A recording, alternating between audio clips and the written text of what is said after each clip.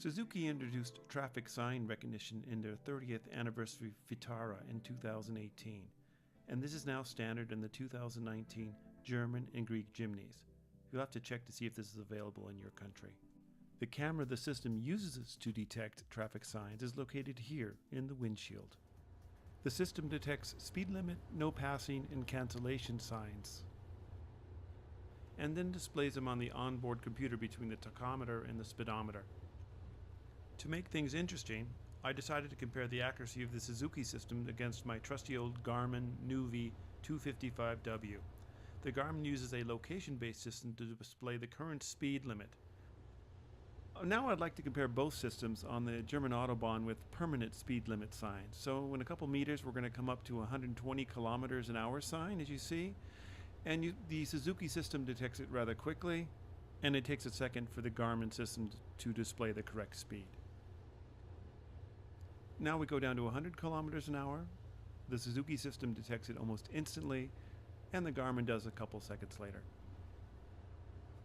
And now the speed limit is reduced to 80 kilometers an hour. The Suzuki system immediately recognizes it, and a couple seconds later, so does the Garmin system. The Suzuki system had no problems detecting variable overhead speed limit signs on the German Autobahn. For example, here now we have a speed limit sign of 100 kilometers an hour, and even under these adverse conditions, it quickly detects and displays the correct speed limit. Here's an example where the Suzuki system does not work properly. As I accelerate to enter the Autobahn, the Garmin system displays that there is no longer a speed limit, but the Suzuki system displays the last detected speed limit of 70 kilometers an hour, which is incorrect. And now here's another example where the Suzuki system doesn't work properly. The two yellow signs on the road mean that we're now entering the city of Munich. Of course, the speed limit in the city is 50 kilometers an hour. It just takes a second for the Garmin system to change and display the correct speed limit. However, the Suzuki system still displays 70 kilometers an hour, which it detected before we entered the city limits. Now we have an example of the Suzuki system detecting multiple signs.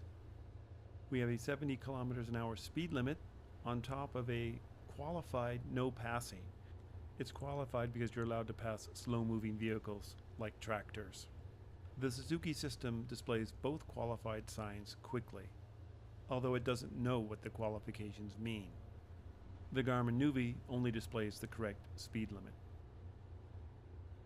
And here, the Suzuki system correctly detects the end of a no passing zone.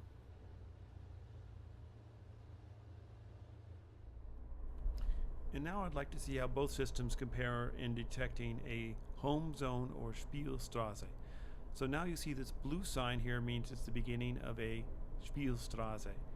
Neither system detected that I'd enter this zone. And now I'm getting ready to leave the home zone or Spielstraße and enter a 30 kilometer an hour zone. And the Suzuki system has no problem detecting this sign. What's interesting here is, though, the Garmin system does not display that this is a 30 kilometer an hour zone at all, even though the Garmin has the latest maps installed. Here's how the two systems compare in my test. Neither system is perfect. The Suzuki system is good at detecting speed limit and passing zone signs, whereas the Garmin's location-based system is limited showing you the current speed limit, with some limitations. If Suzuki combined both systems, which I suspect autonomous automobiles do, it would be a very useful and welcome addition to their cars. But until they do, the utility of the Suzuki system is limited and should be used with caution. I hope you found this video interesting. It's a lot of fun making them, and I'd love to hear from you. Please leave a comment below or subscribe to my YouTube channel. You can also support me by purchasing or downloading one of my apps in the iTunes Store. The link is also below. Thanks for watching, and have a great day.